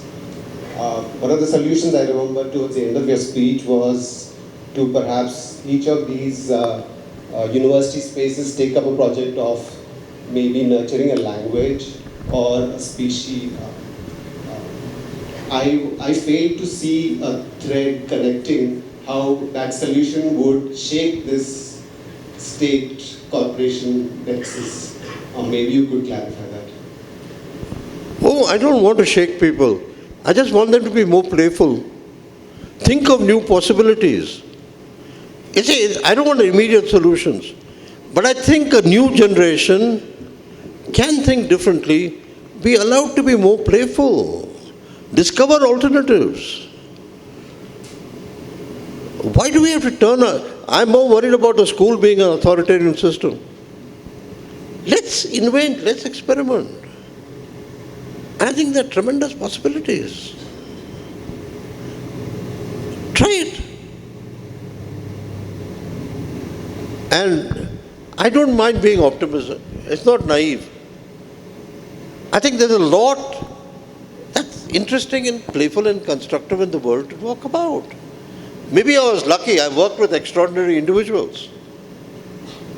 But a bit of that optimism, which is also deeply skeptical about intellectual work, rubs off. And there's something fascinating there. I mean, I worked with Rajni Kothari and Ashish Nandi and all these people. Wicked characters. But all of them carried a trace for optimism for democracy. I find that fascinating. And I find more and more interesting individuals in different fields who have alternative imaginations of a fantastic power. In fact, all I'm doing now is collecting their stories. And I can tell you, my students who work with me on it are even more excited. That makes me optimistic. You might say you're a small-time guy. Yeah, I'm small-time. But I enjoy this, and I'll stick to it. But if we can multiply these possibilities, there's something interesting possible. You know, I remember meeting Ila Bhatt before she died. Have you read her last book? Fascinating. Where she says how a housewife can transform politics. I love characters like that. Let's hope we meet more of them. Let's hope next time you tell me a few stories I haven't heard. If I might intervene, there's also something tragically deterministic about what you say. Because possibilities, connections, relationships, if you ask the ultimate question, the final question, can it really shake up the foundations of power and authority? Then you don't try anything at all. So you work with a certain kind of faith. It's more than optimism, trying to see if these small ripples can generate greater waves. It's a certain kind of faith. In fact, there's something very tragic about being fatalist, about being deterministic. If you begin by asking the question, what will it solve? Will it shake up anything? Then you don't take even the first step. So if you look at possibilities, if you look at alternatives, work towards them, hoping somewhere that it will just spread. And I wouldn't even classify it as an opposition between being optimistic or pessimistic. So you go about doing something with conviction, with imagination, and it's an exploration, not being sure of, as Shiv said, not being sure of what it would generate. Let's take a question from a couple of students here. Yes, we'll come to Raghu later. Young students, please, you're even free to seek clarifications, not necessarily raise questions. Good morning, sirs. I wanted to ask, how comfortable are you with the existing constitutional structures? As any post-colonial society, we just downloaded a template from the West for governance. In your experience, did you stumble upon better indigenous alternatives for constitutional structures? The Western Constitution, are you comfortable with the Constitution, or have you come across indigenous modes of... No, let's be clear. I remember a mistake. I got appointed to the Constitutional Reform Committee. And I proposed a constitution in multiple times. And I remember Venkatacharya telling me, do me a favor, come back 40 years later. I think there are very interesting alternatives about nature G.D. Agarwal, the IIT professor who talked about the Ganges, had a new notion of the river as a person with rights. We have to bring new notions of nature in. These experiments are taking place, but they're being defeated. There are enough possibilities around. Try it yourself. Rewrite the directive principles from old ideologies to new affirmations. Fascinating. In fact, I remember doing it in my class. I said, your constitutionalists, rewrite the directive principles of state policy. It's amazing. At the end of it, the class looked around and said, oh, we didn't know we were so radical. The possibility is, play around. Bit of bad behavior won't hurt.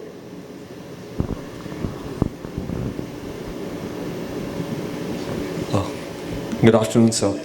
So, my question is, you mentioned that mankind is destroying Gaia or nature, and that in India, we need to have more discussions and gossip of new imaginations and ideas. But how do we overcome the backlash that we might face from the previous generation in terms of them projecting their more established monocultural ideas onto us? So how do you face the backlash of the older generation resisting and dismissing these? I don't think the older generation was such a backlash. And anyway, I'm the older generation, okay? No, I think one has to be clear about one thing. There will be opposition. They will punish dissent. There will be a bit of authoritarianism, but you have to stand up to it. I see no alternative. So, but at the same time, don't forget, that generation also produced some of the most eccentrically brilliant thinkers. I think we have to acknowledge that also and see if we can keep those memories alive. See, always in a school you'll find one or two teachers being different. Treasure that, build on it. And it's amazing the kind of conversations that didn't take place. Try it. I mean, otherwise your question is the standard pungency. Okay, now what? What makes you think you're so practical? I think one of the best ways of being practical today is to be impractical. Dream alternatives. Stretch it out. It's fun. I can guarantee that much. So, what if our ethics are not strong enough to handle the lack of ethics in others? Sorry? How strong is your ethics if it can't resist the lack of ethics in others? No, I think people do discover an ethics. I've seen the debates during the emergency where ordinary people were debating ethics. It's quite powerful, it's quite moving. It may not be in the best of poetry, but there's a certain folklore ethics which is very powerful in India. I would be much more open to these things. And also you'll be surprised that many times, even during a classroom debate, the consequences come later. You'll find one or two kids not quite sure, wanting to think it through, finding someone else, following someone else. That's fascinating enough. I bet on the outlier. One day he'll be central. And then you have to fight him. But it goes on. And it's quite exciting. I mean, there are people in this hall who have done it. They are sitting and smiling wearily. Not much I can do about it.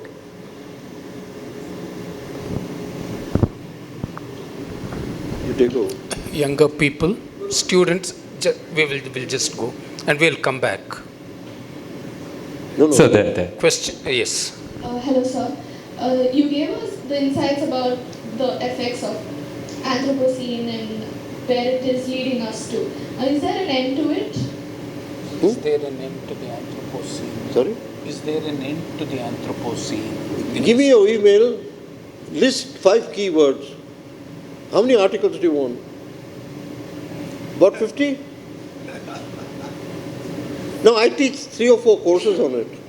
So I can provide you links, introductions to people. Try it. Send me your link. Give me 3 weeks. Because I'm going to be roaming around. I've escaped Delhi. I'm not getting back so quickly. So, She's asking for a simplified response. And we'll do it. She says she wants a simpler answer. She wants a simpler answer. No, I'm not going to play you down with a simpler answer. Because a link is just a lazy way of saying, okay, let me pick in. Get involved. See what it does to you. The possibility is there, you have to allow for. Where are you right now? In this college, right? Okay. Pretend you're the new founder of the Institute for the Anthropocene. Start. You're laughing skeptically. Why not? A lot of movements were invented by students over the last few decades with stunning effect, including France of '68.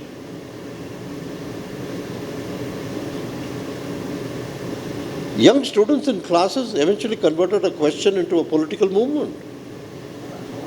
Allow for that. Oops, sorry. Yeah.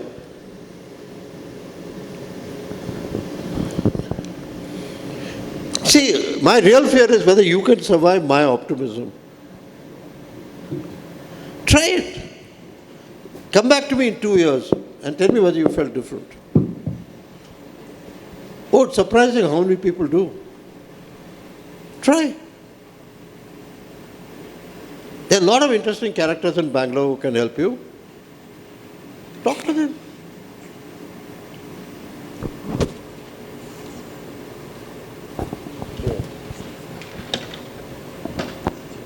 So I'm not really sure I understand this fully, but one of the general themes I'm getting from this discussion is there's a lot of homogenizing Western thought that basically if you look at Indian thought, there's a plural alternative to that. So for instance, what this brings to my mind is you look at our judiciary, right? It's pretty much Western import, cut and paste. So an original Indic alternative to this would be like a Khap Panchayat. That's not really that great, right? So is that what you're saying? It's creative, it doesn't... No, wait. I think the stark opposition you're giving between East and West doesn't work. Yeah, I think I saw a recent cartoon by O.V. Vijayan, which was fantastic. The first picture shows Gandhi being asked, what do you think of Western civilization? And he says it would be a good idea. 50 years later, Gandhi again walking with a walking stick. And Vijayan asked him, what do you think of Indian civilization? And he says that would also be a good idea. I think there has to be a skepticism, a criticism, a creativity. But there are a lot of sources which are brilliant. Whether it's Paninian linguistics, or Buddhist philosophy, or the more modern contemporary work of Raimundo Panikkar, there's tremendous sources which are hybrid, which are plural. So don't get caught in the stark alternatives game. Either or, this or that. Our genius is syncretism. I think it's time we look at it more closely, without just condemning it as confusion or ambiguity.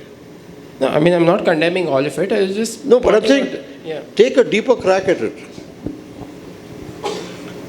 So we don't stop with this question and answer, but you try and experiment. Come back to me, let's argue further.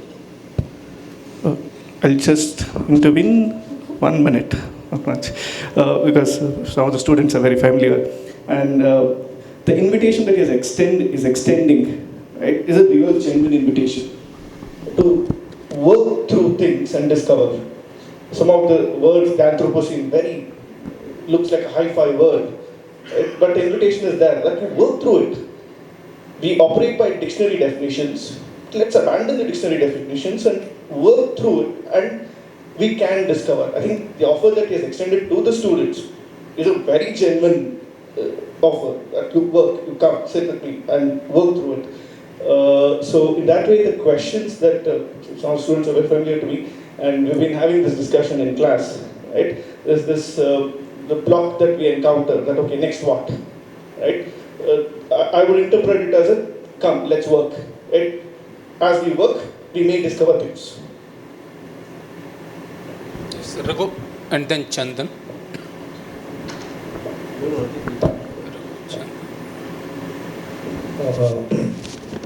To go back to the contention that the lady back there raised about, and to join you both in trying to answer her. No, you said that you see that intellectuals need to come down from their ivory towers. You didn't actually use that word, but you said we need to come down from our ivory towers and go to the people and work with them. You see, if you look at the current dispensation, the very people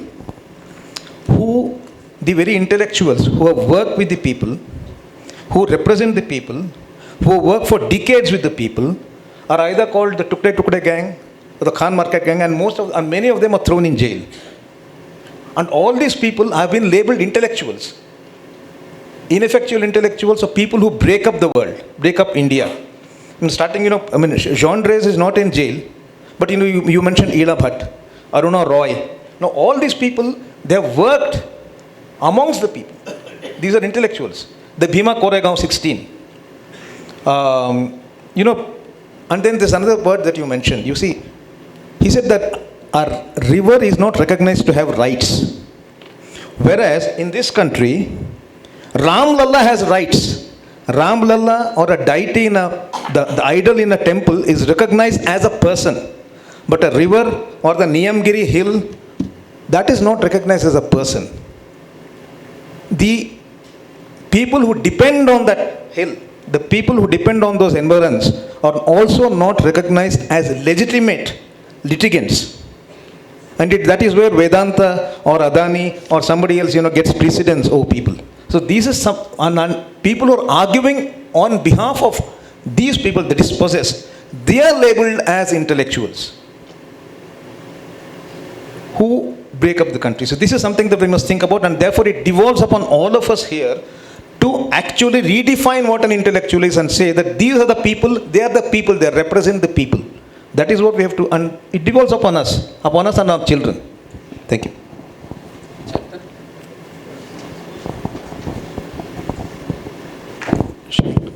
Just to express happiness at seeing you after a long while. Shiv, I remember a point you made in an op-ed, that why has the Indian Constitution not generated folklore about it over the last 7 decades? And I would transfer that question to the ecology sphere. Why are certain kinds of things met with indifference from the mythic world? They know it's there, it's powerful, it's part of their lives, but it doesn't excite the imagination as much, enough for them to get involved in elaborating myths to handle them. Is there something about certain kinds of orientations to the world that you feel leave Indians cold? I mean, if you think at that abstraction.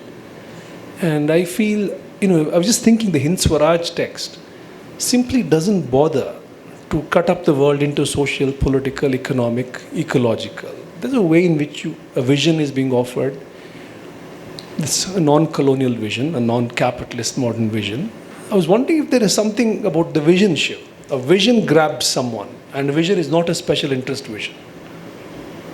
I'm just thinking loudly. Because in the question of medical science, you have Ayurveda, there's a backlash, there's creativity about alternate medicines, alternate food, diets, etc., but not so much about other branches of science. I'm just wondering. The answer to your answer is you. Okay. Because you're forgetting your own genealogy. I think to a certain extent we have to understand that we have been fortunate in meeting people, understanding them, creating something. Yeah, if you were to say, is the debate on the Constitution going to continue in its mechanical way for the next 10, 15 years? Yes. But if alternative groups can change the nature of the debate, it has fantastic consequences. I mean, just in the next 3 months, there are going to be about 20 major seminars on the imagination of Indian rivers. I'll send you some other thing. Look at the way it's changing the imagination. Let's allow for some new possibilities. Sometimes I think we're just tired of ourselves. So we have to invent a new form of ourselves which we're not tired of. But there are possibilities, Chandan. I could quote you 10 times to show that you have contradicted your question. But I won't do it. I think all of us are going through a phase where we are partly skeptical about possibilities. But at another level, I think we deeply committed to a certain kind of imagination. Demanding, tiring, aesthetically devastating, but we're there. In fact, we are witnesses to that imagination.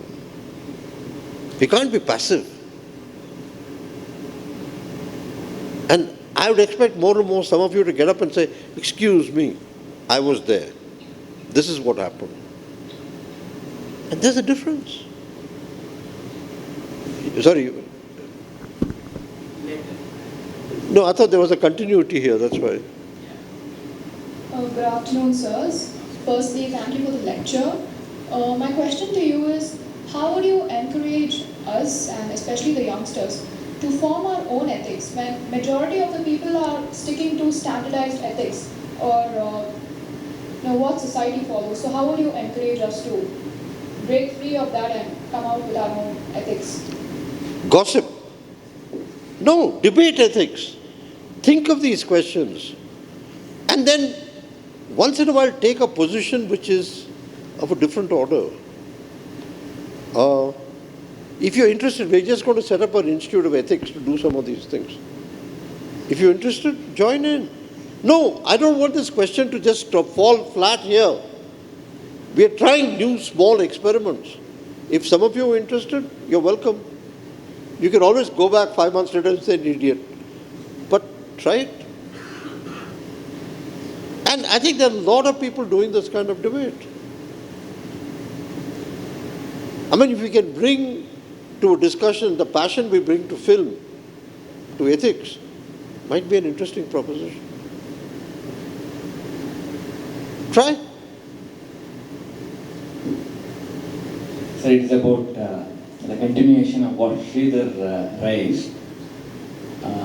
The challenge is, if we may not in one way directly kind of dismiss the claims of Indic supremacy, because of late it is coming in a very nuanced way. Let me give you a very specific example from the government of Karnataka's under NEP, as a follow-up of NEP, papers on Indian knowledge systems. Specifically, I studied that. So what they say is, the engagement with the earth, imagination of our engagement with the earth is very broad, and we had recognized 5 elements. And they say, and they derive all this from Devi Prasad Chattopadhyay's work, right, with a disclaimer, that Uddalaka army, as early as 7th century, around 7th century, had recognized hylozoism, basically a belief that even there are no non-material assets, everything has life, much before Thales of Greek, 5th century. Yeah, so they claim the supremacy. And they introduced that into the syllabus and Indian knowledge systems and all that. But in my view, how do we counter is one thing. My view is that, see, it might have been the case, but where is it reflected in today's public policy? Yeah? So how do we powerfully argue for that is my question. Yeah, but I think the way you have reformed the question is important. It's not just a question of we were before you, or we got this before you. The question is, how do you push those assumptions in new ways? I think, say, some of the new work being done around Panini is a fascinating set of possibilities. I think you can see that also in many of the new, if you look at many of the old Theosophist archives. Can you dream a different childhood? These experiments are there, but I think they're very latent. I think now it's time to revive them as thought experiments. Democracy needs new experiments. Some of it based on the old memories, some of it based on new thoughts. But I think it's coming. I can see it in a different way coming, say, in the Islamic world, with the kind of work Ziauddin Sadar and others are doing. But they're pushing for it. We need equivalent, now, intellectuals in courts, since he seems to be a slightly dangerous specimen here, to do these experiments. Take the risk. I think the question you and Sridhar are asking has to be done publicly to demonstrate possibilities and the lack of possibility. But I think it will come slowly, and that's why the university has to change its pedagogy. We have put the university to sleep.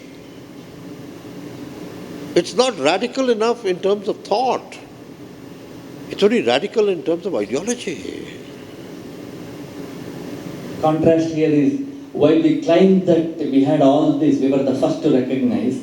On the other hand, for the last 9 years, this government has the worst track record for respect for environmental laws. Yeah, I think we'll have to put this before the...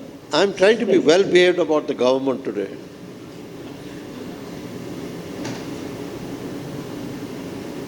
One last question. Can wind it up. Last? One last question, Kalpana. Oh. It's not a question but more an observation to what Raghub there said about saying the people of the Niyangiri are litigants. I think it's not litigant. When you look at the litigants, when you look at the nation state, vis-a-vis the nation state, but not their custodians. So you change the debate there by articulating them as custodians of the forest. When you shift that way of looking at things, I think that's another possibility of seeing, where they can go. I mean, I just wanted to just make that difference, that's all. It's just an observation. Yes, because you change the debate there. I'm glad the debate has begun. I agree with you on that. That was a malapropism that I used, sorry. No, I'm saying it's related to what she was talking about, the possibilities of, letting your imagination change the discourse. And your discourse and language, or what you speak and what you say, also shifts the discourse. And I think that is the most important thing where students are concerned also.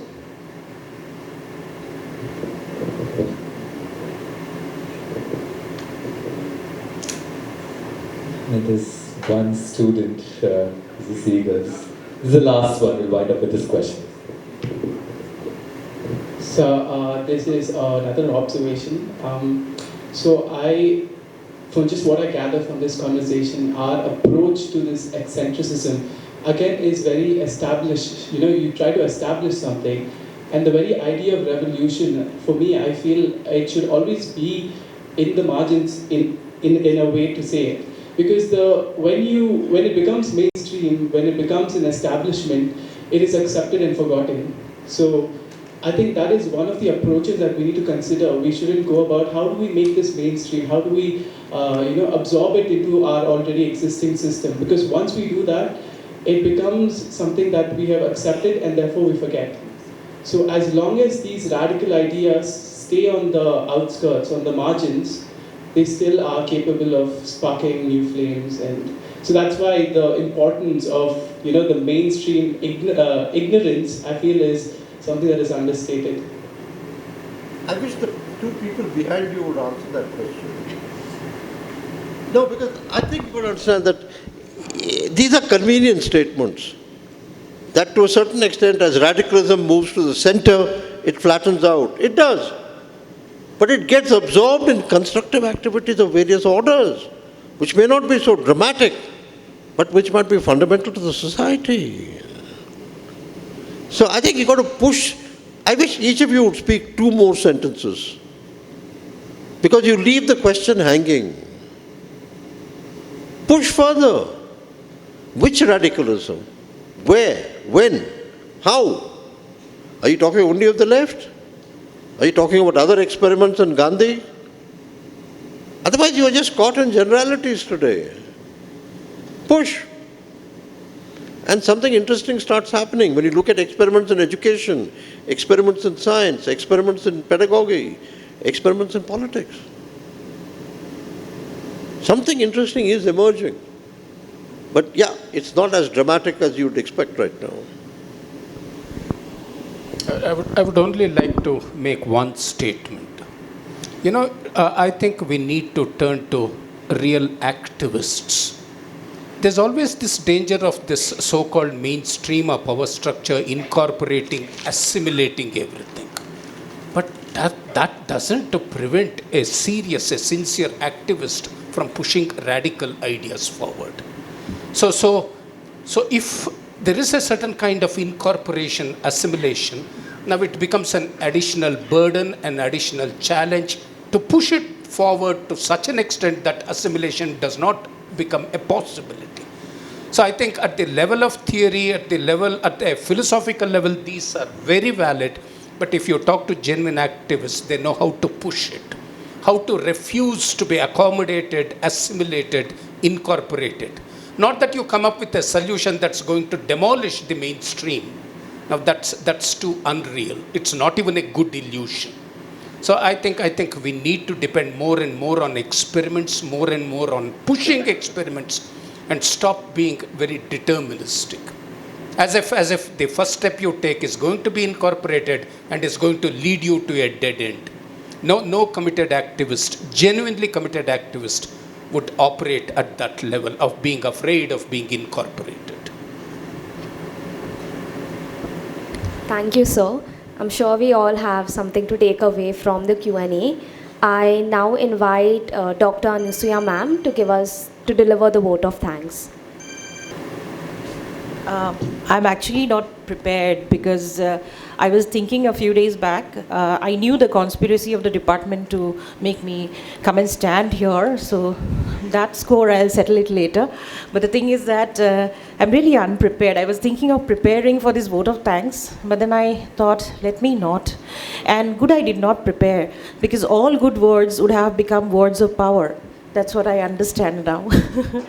And yes, here we have two very wild, eccentric mavericks. I'm quoting it from Manu sir's speech, who have enlightened us, really opened up our eyes, especially the young students who are seated here.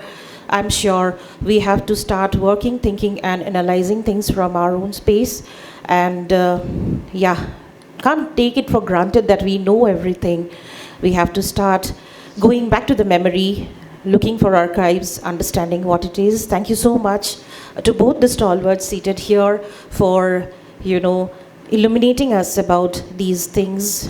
And I would now request Mr. Vinay to please come up on the stage and extend our small token of appreciation to both Manu sir and to Shiva Vishwanathan sir.